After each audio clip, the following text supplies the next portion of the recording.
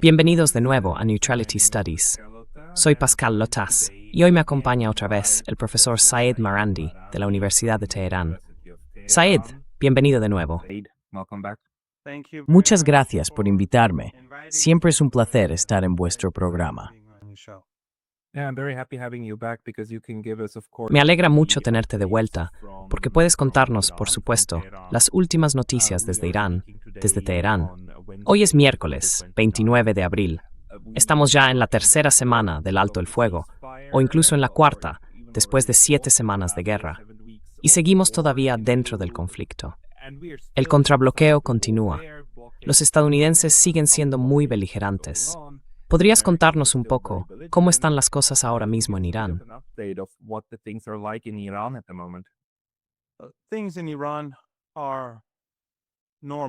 Las cosas en Irán están normales, o al menos tan normales como pueden estar dadas las circunstancias.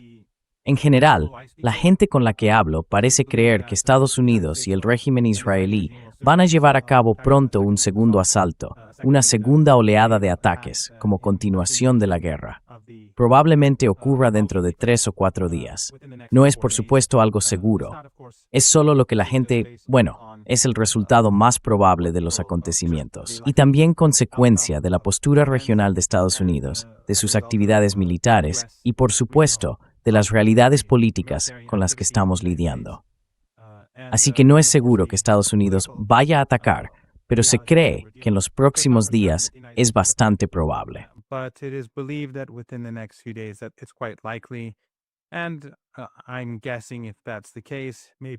Y supongo que si es así, quizá lo hagan cuando los mercados estén cerrados, porque eso es algo que les gusta hacer, matar gente, pero sin que sus mercados se cierren. Por lo visto, los estadounidenses han traído mucho equipo para operaciones terrestres, tanto para acciones que podrían tener lugar en territorio iraní, cerca del Golfo Pérsico, como para operaciones que podrían desarrollarse en el interior de Irán. Y por supuesto, también tienen desplegado el poder aéreo y los misiles. Los iraníes, por su parte, se están preparando militarmente, y además el gobierno intenta preparar a la sociedad para evitar grandes escaseces en los próximos días. Al fin y al cabo, el asedio que los estadounidenses han impuesto está dirigido básicamente contra los iraníes de a pie. No está tan dirigido contra el ejército. De hecho, no está dirigido contra el ejército. Está pensado para impedir el acceso a medicina y alimentos.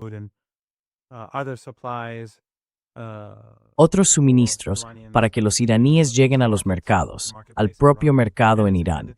Y la idea es impedir que el petróleo iraní se venda para comprar muchos de esos productos, alimentos, bienes y suministros médicos que los iraníes usan a diario.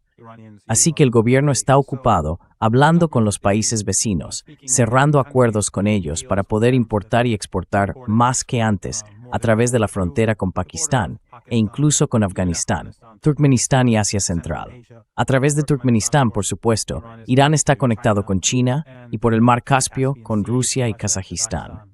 Y luego están las fronteras del norte con la República de Azerbaiyán y Armenia, y después Turquía e Irak.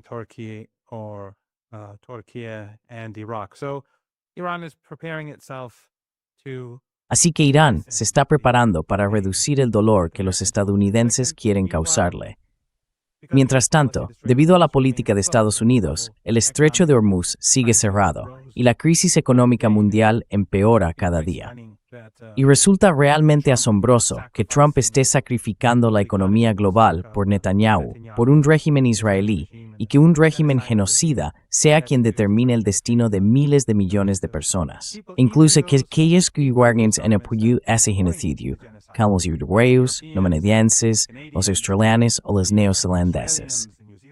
Todos están sufriendo las consecuencias de este crisis global. Y todo Europa por Palestino en Rahat.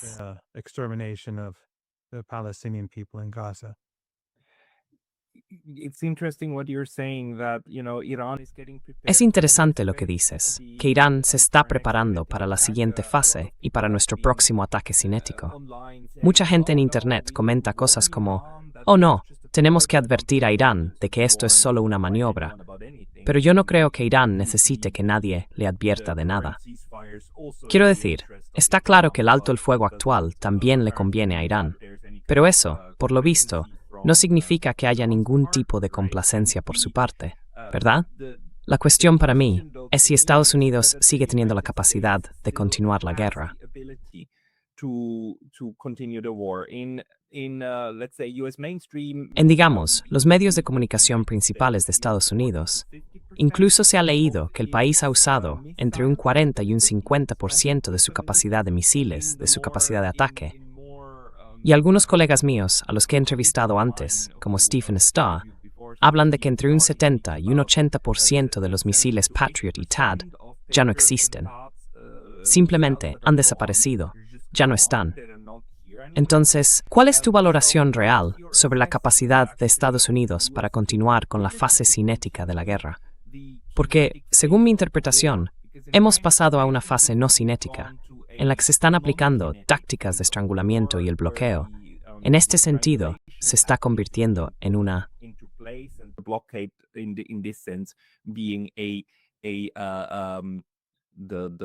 Ya sabes, ser una especie de... ¿Cómo se dice? Era algo que ya existía antes, ¿no? Las Naciones Unidas, las sanciones... sanciones llevadas al extremo, ¿verdad? Super sanciones. Sanciones reforzadas militarmente. ¿Cómo lo ves tú?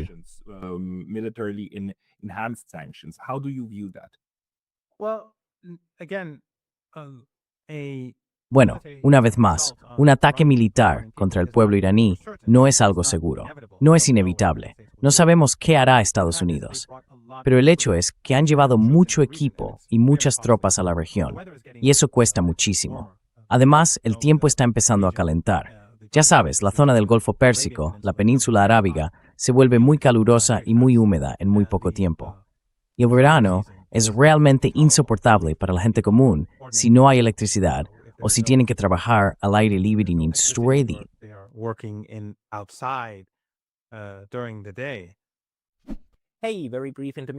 Oye, una pausa muy breve, porque hace poco me banearon de YouTube.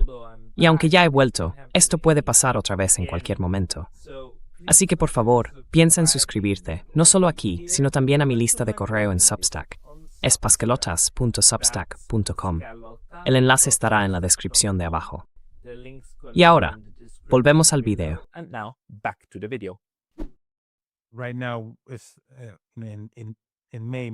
Ahora mismo, mayo es el mes de transición, cuando al final del mes empieza a hacer mucho calor. Y luego llegan junio, julio, agosto y septiembre. Esos meses son muy duros. Así que será muy complicado para los estadounidenses mantener aquí a sus tropas y todo su equipo. Es muy caro. Por eso se supone que antes de que empiece el calor fuerte, esta sería la última oportunidad para que Estados Unidos lance un ataque THAAD antes de que las condiciones se vuelvan insoportables para los soldados. Claro, eso no significa que no puedan hacerlo en un mes de mucho calor. Tampoco significa que vayan a llevar a cabo ese ataque en los próximos días.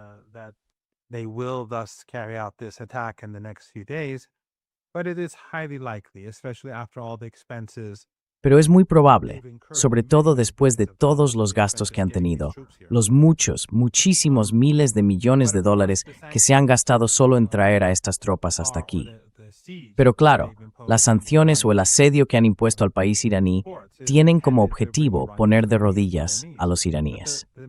Sin embargo, creo que el error de cálculo se da al menos en dos niveles. Uno es que combatieron el asalto de Estados Unidos y del régimen israelí con la ayuda de los regímenes del Golfo Pérsico, como Kuwait, los Emiratos, Arabia Saudí, Bahrein y Qatar.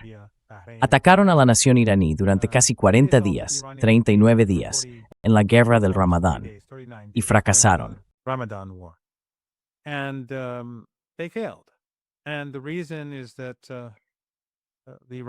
Y la razón es que el pueblo iraní es extraordinariamente resistente y además ha demostrado ser muy difícil de doblegar. Y por supuesto, el ejército iraní está estructurado de una forma que ha impedido que se debiliten sus capacidades defensivas y ofensivas.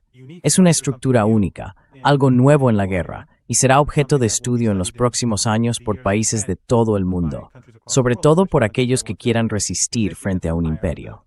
Lo que ha hecho Irán será, creo yo, un modelo que podrá repetirse en otros lugares. Así que, sí, lo que decía es que el asedio va a tener el mismo resultado, porque fracasaron al intentar librar una guerra abierta contra el pueblo iraní.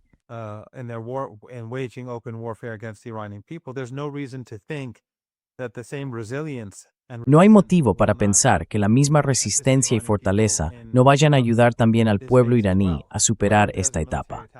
Haya o no un ataque militar o una segunda oleada de agresiones junto con el asedio por hambre, creo que el resultado será el mismo. Mientras tanto, Estados Unidos ha impuesto también un asedio al resto del mundo, que empezó mucho antes. En otras palabras, llevamos ya 2 meses en esta crisis económica global creada por Trump, Netanyahu, por supuesto, el lobby sionista. Así que al final, el sufrimiento en todo el mundo, en la región y en Irán continuará. Pero también creo que es claro que Flower está towards él. But I think it's clear that the United States will still fail. Tú interpretas lo que está haciendo Irán en el estrecho de Hormuz, como hace la mayoría de los medios, como un bloqueo. Porque a mí no me lo parece, ya que los barcos todavía pueden pasar, ¿no? Es algo muy selectivo. Los amigos pueden cruzar, y los que se alían con el enemigo, no. Es bastante sencillo. Además, está el tema de cobrar por eso. ¿Qué opinas de lo que puede pasar a partir de ahora? Países como Japón, donde estoy ahora mismo, van a empezar a desesperarse por conseguir que el petróleo siga llegando. Y Japón no ha tenido mala relación con Irán, al menos no en el pasado. ¿Crees que existe la posibilidad de que países como Japón se acerquen a Irán y le digan, oye, podemos llegar a un acuerdo para que nuestras cosas pasen? Y que Irán intente hacer este tipo de acuerdos selectivos con terceros para abrir el estrecho desde su lado?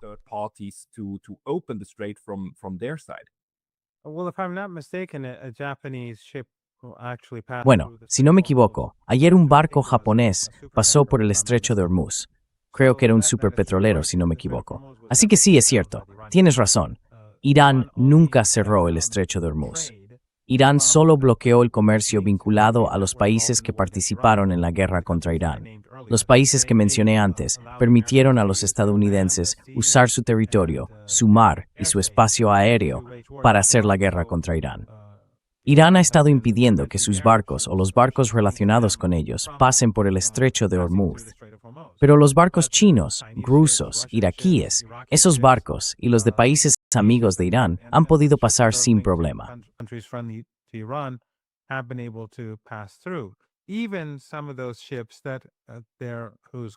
Incluso, algunos de esos barcos, de países cuyos bienes están siendo confiscados, son de esos mismos países que participaron en el ataque a Irán. Por ejemplo, si no me equivoco, el superpetrolero japonés llevaba petróleo procedente de uno de esos 5 países. Puede que fuera de Arabia Saudí o de los Emiratos, no estoy del todo seguro. Pero pasó por allí. Y claro, los iraníes, como ya han dicho, van a cobrar una tasa por el paso. Y eso es, porque esos países del Golfo Pérsico que participaron en el ataque a Irán han destrozado la vida de decenas de miles de familias iraníes y han contribuido a destruir infraestructuras clave. Así que tienen que pagar reparaciones.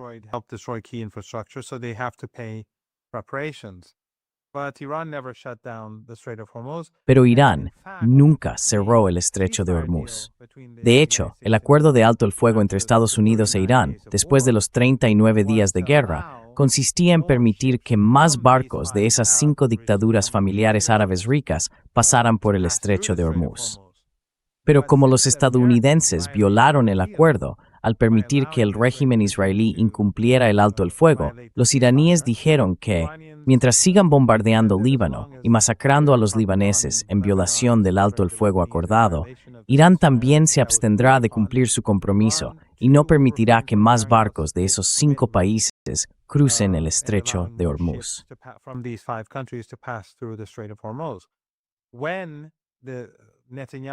Cuando Netanyahu se vio obligado, después de 10 días, a aceptar el alto el fuego, que ahora está violando otra vez y matando gente a diario, como en Gaza, los iraníes, cuando él lo aceptó inicialmente tras esos 10 días, dijeron, Permitiremos que esos barcos adicionales pasen, barcos pertenecientes a esos regímenes.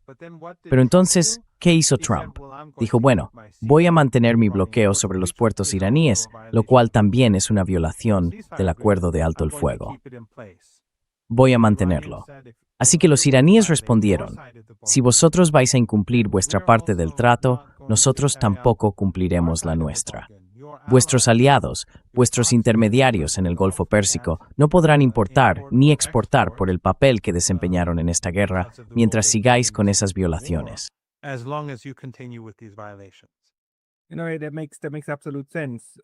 Tiene todo el sentido del mundo.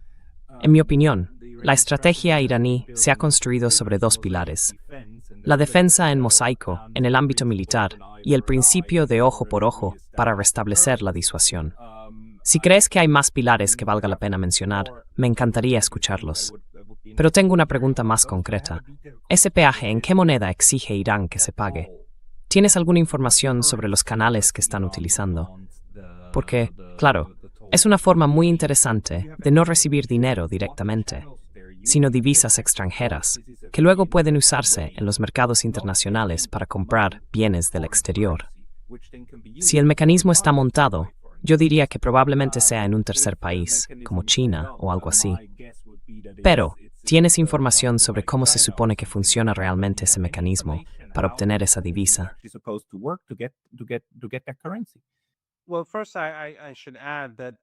Bueno, primero debería añadir que en esta guerra, que por supuesto Irán no empezó, si uno escucha o ve los medios occidentales, parecería que Irán fue quien la inició. Lo cierto es que Irán nunca escaló en ningún momento.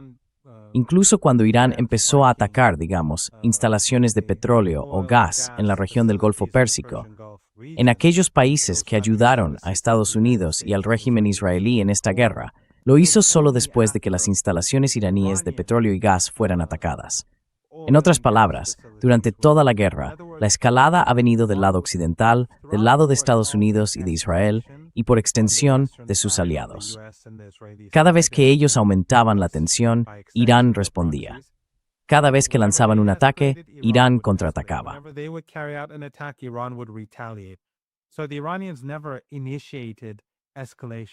Así que los iraníes nunca iniciaron una escalada, ni empezaron ellos a atacar infraestructuras críticas, ni nada por el estilo. En cuanto al estrecho de Hormuz, no tengo los detalles. He oído distintas versiones. Imagino que parte de eso probablemente se haga a través de los mismos mecanismos que Irán utiliza para vender su petróleo en el mercado global. Un proceso que, en mi opinión, es muy sofisticado para asegurarse de que los estadounidenses no puedan bloquearlo. He oído que se usa la moneda china.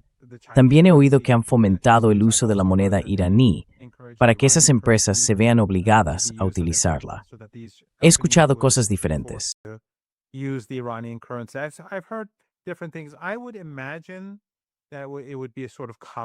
Imagino que sería una especie de combinación de distintas monedas, probablemente porque Irán no necesita solo una, sino varias para su comercio y sus negocios. Pero supongo que usar la moneda china sería una prioridad, ya que China es el socio comercial más importante de Irán, como lo es hoy para la mayoría de los países del mundo. Aún así, no lo han hecho público, así que no estoy del todo seguro. Creo que muchas de las compañías navieras, después de unos meses, quedará claro cómo funciona todo esto. Pero me imagino que negocian con distintas navieras y con diferentes personas, y que quizá tienen varios modos de llevar a cabo ese intercambio según la ocasión.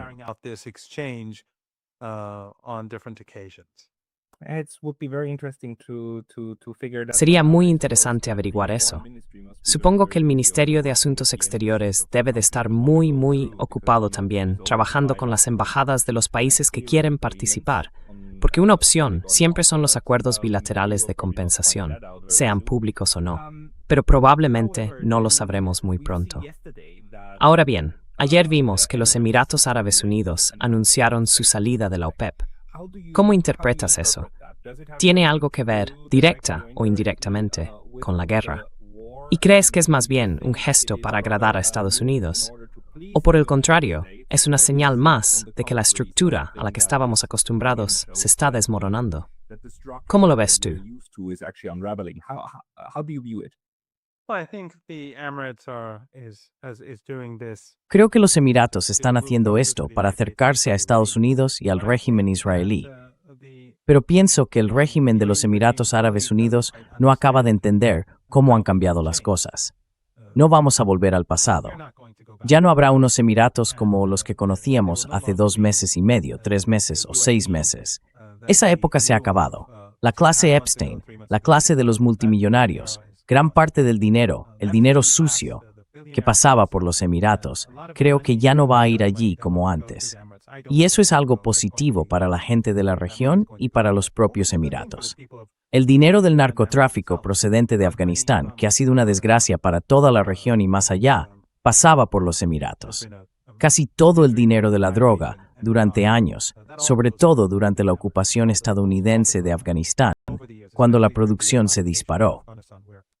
The production went through the roof. It almost exclusively went through the Emirates.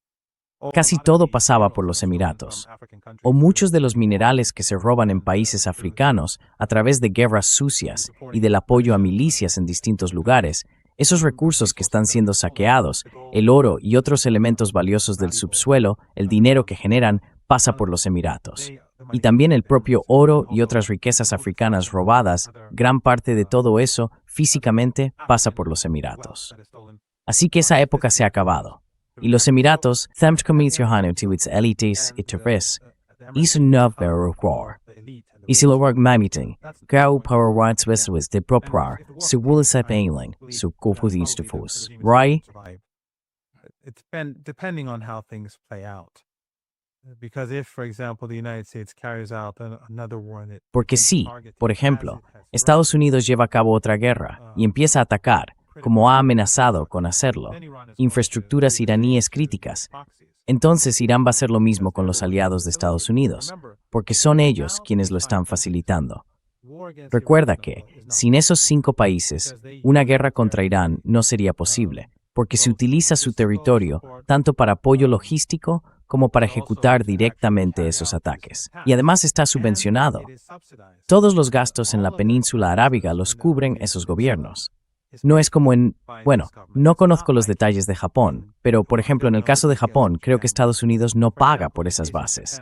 Pero Japón, si no me equivoco, no paga la electricidad, ni el suministro de agua, ni... En fin, en todas esas bases Japón asume muchos de los costes.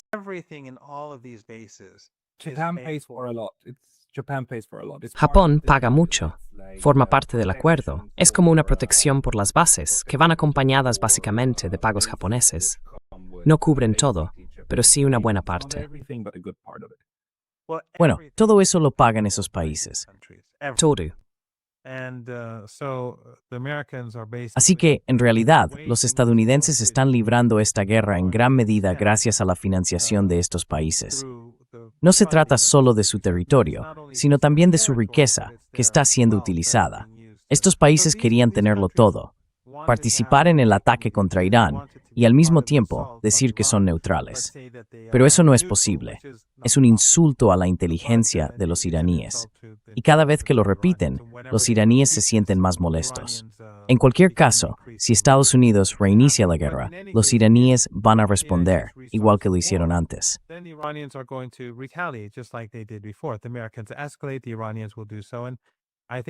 Si los estadounidenses escalan, los iraníes también lo harán. Y creo que eso marcará el fin de esos países. Porque si su infraestructura crítica queda destruida en verano, la vida allí no podrá mantenerse. Todo el mundo tendrá que marcharse. Y habrá literalmente muchos millones de personas huyendo, porque son 5 países. Muchos millones de personas saliendo de esos lugares hacia Irak, hacia Omán. Y entonces creo que una depresión económica global, no una recesión, una depresión, Depression, not recession. Depression is assured. Mi predicción, cuando vimos lo que pasó con los estados del Golfo, fue que eso iba a generar una enorme presión geopolítica sobre ellos para que se distanciaran de verdad de Estados Unidos. Es decir, al ver que Estados Unidos no es capaz de defenderlos, y peor aún, que está dispuesto a sacrificarlos, y aceptar que sean destruidos en el curso de su guerra. Ahora bien, liberarse del abrazo estadounidense y deshacerse de las nuevas bases es algo que llevará muchos años. Irán aceleró ese proceso porque destruyó partes del oeste.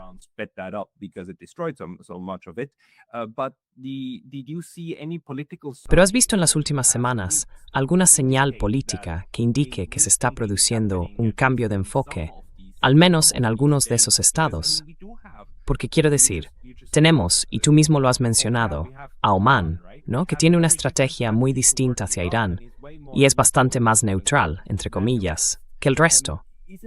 Y eso no está calando poco a poco en esas monarquías del Golfo o en las dictaduras, como tú las llamas. ¿O es que están tan estructuralmente ligadas a Estados Unidos que resulta imposible para esos líderes desvincularse de verdad? Well, you're absolutely correct. Oman is not. Bueno, tienes toda la razón. Omán no es, como dabas a entender, neutral. Está muy cerca de Estados Unidos, pero lo bastante neutral para Irán. Por eso Irán mantiene muy buenas relaciones con ese país. El ministro de Asuntos Exteriores iraní acaba de visitar Omán dentro de su gira regional por Pakistán, Omán y Rusia. Y estoy seguro de que durante sus negociaciones en Mascate, la capital, hablaron sobre cómo tratar con esas 5 monarquías. Pero lo que estamos viendo sobre el terreno es justo lo contrario. Ahora mismo, un gran número de tropas terrestres estadounidenses se están concentrando en esos países, en Kuwait, Bahrein y los demás. Y también se están reuniendo en Arabia Saudí muchos aviones cisterna para repostar a los bombarderos y a los cazas que atacarán Irán. Are assembling in Saudi Arabia alongside in the Israeli regime. Junto al régimen israelí. Ahora mismo todos están haciendo lo contrario. Están permitiendo que los estadounidenses se preparen para un nuevo ataque contra Irán, ya sea porque actúan como simples intermediarios o porque sus líderes están comprometidos. Es difícil saberlo. Igual que con Trump, ¿por qué hace esto? ¿Es porque está comprometido? ¿Por los archivos de Epstein? ¿O porque lo ha comprado el lobby sionista y la oligarquía? No está claro. No hay una respuesta definitiva que podamos ver para sacar una conclusión. Pero lo más probable es que todas estas personas estén comprometidas de una forma u otra. Estas monarquías, como sabes, siempre han estado ligadas a Occidente. Mandan a sus familias allí. Son muy ricas.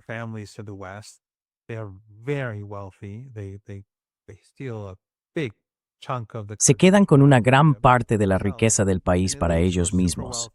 Y las élites, que son súper ricas y cuya riqueza suele ser ilegítima, te puedes imaginar que tienen muchos trapos sucios escondidos. Así que me cuesta mucho imaginar que estén dispuestos a romper con Estados Unidos y decir, mira, no queremos. Quiero decir, si lo hicieran, si esos 5 países juntos, hoy mismo, dentro de un par de horas, anunciaran en una declaración conjunta que no permitirán que su espacio aéreo, su territorio o sus mares sean utilizados por Estados Unidos para hacer la guerra contra Irán y que se declaran completamente neutrales y que Estados Unidos no puede hacer nada de eso, la guerra se acabaría.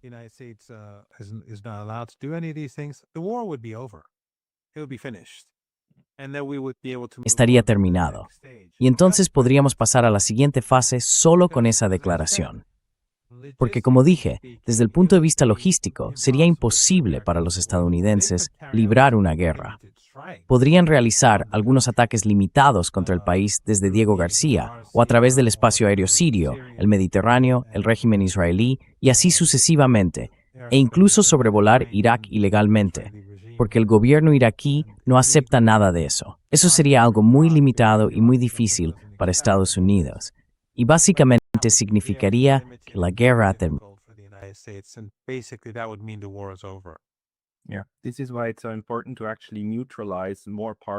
Por eso es tan importante neutralizar de verdad más partes del mundo, porque así la guerra se vuelve más difícil de llevar a cabo, simplemente por la cuestión del acceso a ciertos lugares. Pero el viernes pasado tuve un seminario muy interesante en Tokio, organizado por colegas de otra universidad, con un académico iraní. Él interpretaba la guerra que está ocurriendo y su posible desenlace como algo que empujará hacia una relación más transaccional entre Irán y Estados Unidos, y en general entre Irán y su entorno. Yo le pregunté si no veía también la ideología, la lucha anticolonial y la lucha antisionista como un elemento en todo esto. Y él lo descartó. Dijo, no, el tiempo de las ideas románticas sobre lo que significa la guerra ya pasó. Ahora todo se reduce a qué puedo obtener y a cambio de qué. ¿Cómo lo ves tú? ¿Hasta qué punto crees que Irán intenta mantener con vida no solo a sí mismo, sino también al eje de resistencia, y esa resistencia frente al proyecto colonial de Occidente? The colonial enterprise of the West. Oh, it's key. There's absolutely Es fundamental. No hay absolutamente ninguna duda. Y las pruebas están ahí fuera. Se ven cada día. Todo el problema entre Irán y Estados Unidos fue la revolución y el hecho de que los iraníes se apartaran del bloque estadounidense y quisieran mantenerse fuera de los dos bloques, el occidental y el oriental. Claro, el bloque oriental ya no existe hoy. El mundo es muy distinto, pero en aquel entonces, cuando sí existía, los iraníes querían mantenerse al margen, y por eso tanto la Unión Soviética como Estados Unidos fueron hostiles hacia Irán. Y por eso ambos apoyaron a Saddam Hussein en su ofensiva.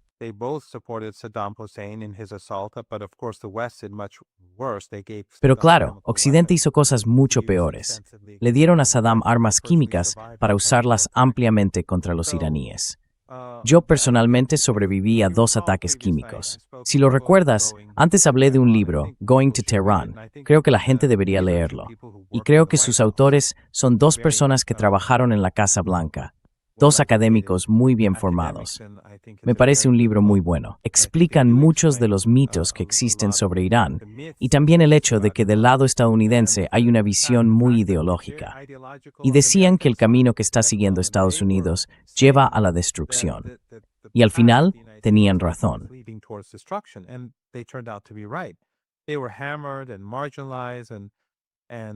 Fueron atacados, marginados y demonizados por sus antiguos amigos y colegas por escribir ese libro.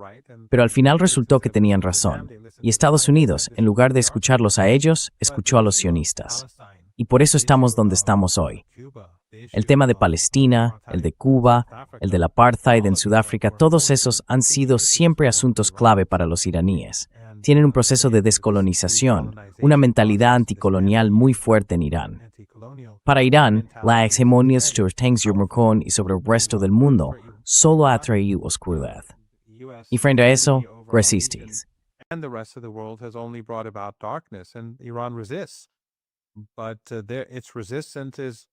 Pero su resistencia es como la resistencia del pueblo bajo el apartheid en Sudáfrica. Es legítima y no es agresiva. Es solo una respuesta a la agresión, igual que la guerra de la que hablábamos antes. Esa guerra no la inició Irán. Estados Unidos controló de hecho a Irán desde 1953 y antes de eso los británicos.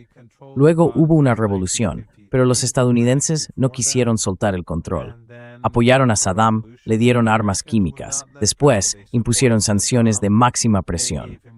Y llevan décadas apoyando a grupos terroristas dentro del país para que cometan actos de violencia armada.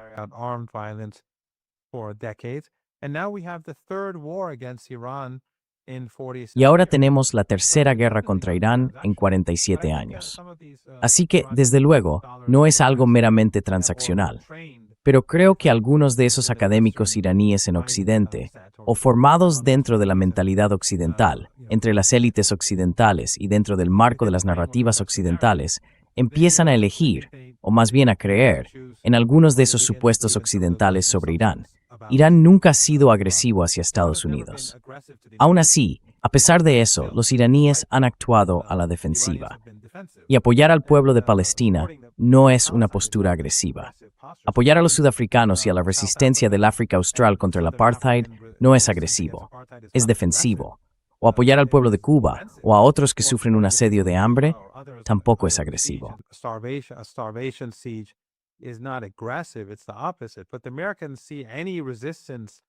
Es justo lo contrario, pero los estadounidenses ven cualquier resistencia a su imperio como algo agresivo. Vayas donde vayas, incluso si caminas por tu propio país, estás caminando por lo que ellos consideran su territorio. En cualquier caso, Irán ha intentado muchas veces reducir las tensiones con Estados Unidos. Y después de la guerra, bueno, incluso durante la guerra, los estadounidenses se acercaron a Irán mientras apoyaban fuertemente a Saddam Hussein. Hicieron un par de acuerdos que acabaron convirtiéndose en el escándalo Irán-Contra, donde Irán compró algunas armas a Estados Unidos para ver qué pasaba, misiles tierra-aire. Pero incluso entonces, los estadounidenses intentaron engañar a Irán. Trajeron misiles israelíes.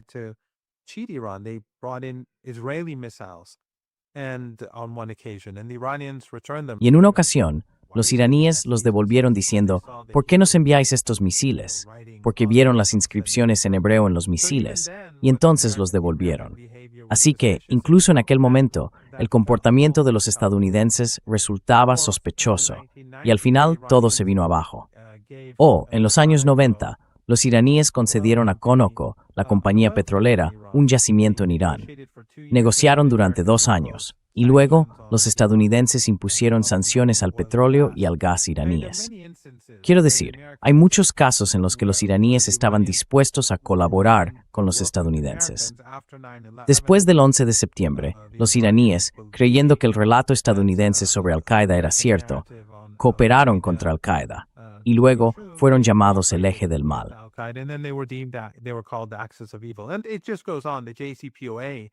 Y esto no acaba ahí. El JCPOA, el acuerdo nuclear de 2015, los iraníes lo firmaron, los iraníes lo cumplieron, pero Obama no lo hizo. Y por supuesto, Trump rompió el acuerdo. Así que puedo darte muchos ejemplos en los que Irán intentó mostrar buena voluntad. Pero cada vez que Irán muestra buena voluntad hacia Estados Unidos, la reacción en Estados Unidos es que eso es una señal de debilidad. Estados Unidos si ese es el gran problema con Estados Unidos. A diferencia de otros países, donde si tú me muestras buena voluntad yo te la devuelvo, eso se interpreta como un gesto de amistad, y entonces las cosas se facilitan. Con Estados Unidos es distinto a cualquier otro. Si les muestras buena voluntad, dicen son débiles. Así que vamos a apretarlos más.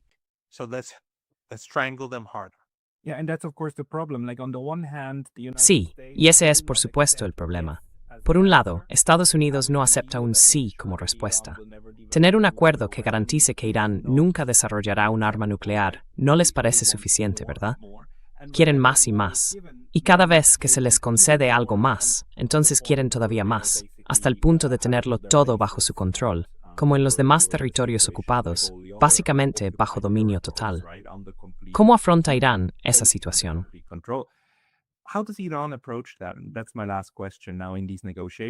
Esa es mi última pregunta sobre estas negociaciones.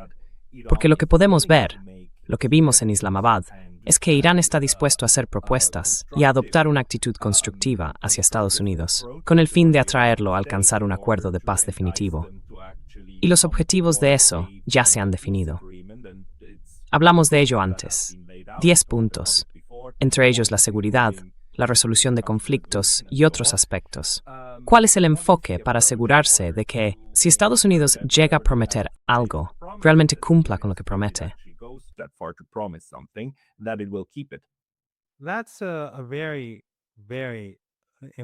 Esa es una pregunta muy, muy importante. Y creo que en realidad es la pregunta clave en todo esto. Diría que los iraníes cambiaron por completo su enfoque después de la guerra. Incluso antes de la guerra, no creo que hubieran cambiado de la forma que voy a describir. Cuando empezó la guerra y los iraníes dijeron, bueno, ya estamos aquí, esto es una confrontación directa, respondieron con toda la fuerza que pudieron. Lucharon la guerra y se dijeron a sí mismos, no queremos una guerra corta, queremos una guerra larga, aunque no queramos la guerra y sea destructiva. Pero los iraníes querían que la guerra durara mucho, porque querían asegurarse de que Estados Unidos se arrepintiera de haber atacado a Irán, para que no volviera a ocurrir. Así que, después de un tiempo, los estadounidenses exigieron, Trump dijo, ya sabes, una rendición total e incondicional. Pero eso no ocurrió.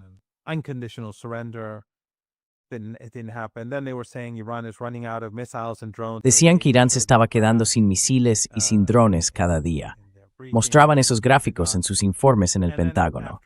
Pero después de una semana, 2 semanas, nada cambió. Los iraníes seguían luchando. La gente estaba unida.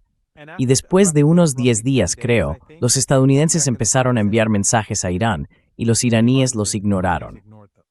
Hasta que llegó el plan estadounidense de 15 puntos, que creo que fue más o menos al día 30 y algo, 34, 35, no sé, quizá 36. Y los iraníes lo rechazaron porque violaba la soberanía de Irán. Entonces Irán presentó su propio plan y Trump lo aceptó, el plan de 10 puntos al que tú hacías referencia. Y claro, después de que Trump lo aceptara, su portavoz dijo que no lo aceptaban. Pero en cualquier caso, fue una derrota simbólica para Estados Unidos. Y ese es el plan que Irán insiste en que debe discutirse en la mesa de negociación.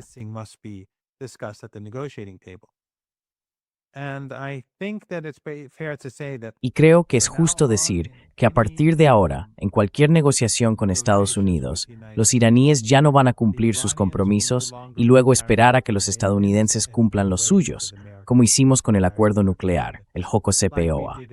En aquel momento, nosotros cumplimos de inmediato con todo lo que nos correspondía, y los estadounidenses no lo hicieron. Obama básicamente engañó a Irán. Y hasta el final de su presidencia, muchos de los compromisos que Estados Unidos debía cumplir no se cumplieron en absoluto. Así que vimos, en ese acuerdo de alto el fuego del que hablábamos antes, que en cuanto Estados Unidos empezó a violarlo, permitiendo a Netanyahu seguir masacrando a mujeres y niños en Líbano, los iraníes dijeron que, por supuesto, el acuerdo de alto el fuego también incluía todo el territorio de Gaza.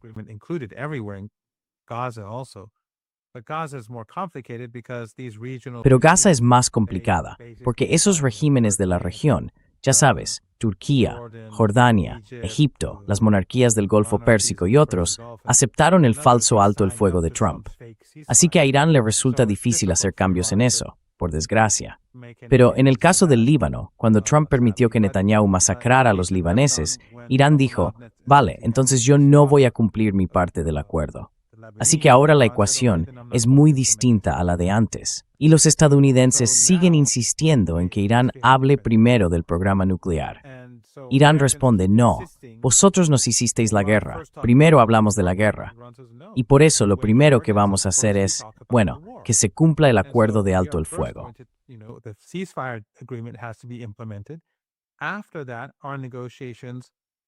Surround our 10-point plan, and then we can talk about the nuclear program.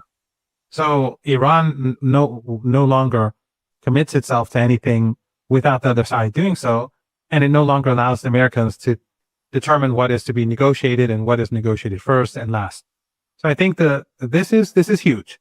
And the hope in Iran is that if there's another wave of war, that this will help its allies across the world. It will help Venezuela, it will help Cuba, it will help other countries that are under U.S. Oppression and imperial power. That this will be a weakening of the empire in a way in which these countries can start to breathe, where the people can break the siege slowly. So it is going to be painful and to be very. Así que va a ser doloroso. Y siendo muy franco, no sé cuál será mi propio destino, pero es algo por lo que tenemos que pasar.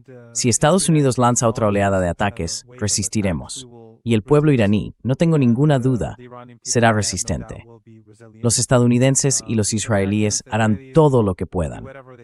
Creo que esta será su última jugada, así que pueden intentar todo tipo de cosas. Pero no veo un escenario en el que tengan éxito.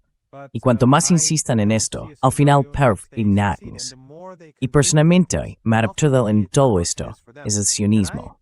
Personally believe that the biggest loser in all this is Zionism. Because for 2.5 years, Porque durante 2 años y medio han estado cometiendo un genocidio en Gaza y ahora cada vez más también en Líbano. Y el mundo se ha vuelto en su contra y los mira con horror. Pero ahora además están destrozando la economía mundial y la gente en todo el planeta, que ya se había vuelto contra ellos, dice que están destruyendo su vida.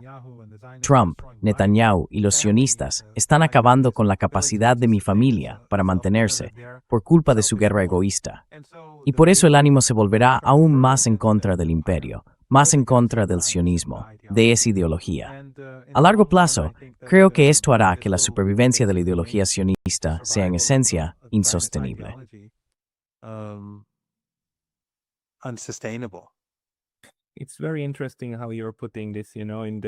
Es muy interesante cómo lo planteas dentro de esta estrategia de Irán, que yo sí veo como algo bastante singular, de resistencia, de resiliencia y de capacidad para absorber, sin escalar, sin quedar indefensos.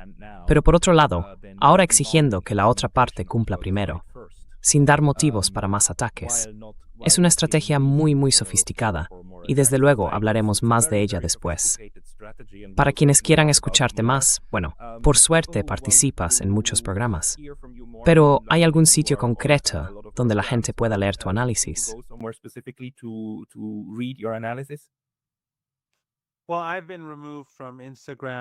Bueno, me eliminaron de Instagram y de Facebook hace ya bastante tiempo. Y como ahora están eliminando muchas de las cuentas relacionadas con tu campaña en Twitter, no sé cómo estarán las cosas en el futuro. Ahora mismo tengo una cuenta en Twitter, y ahí pueden ver mis entrevistas anteriores en tu programa. Aconsejaría a la gente que leyera Going to Tehran y que animara a otros a leerlo también. Creo que es un libro muy útil. Y además, no es mío. Hay otro libro, que tampoco es mío, pero que escribió Alistair Crook.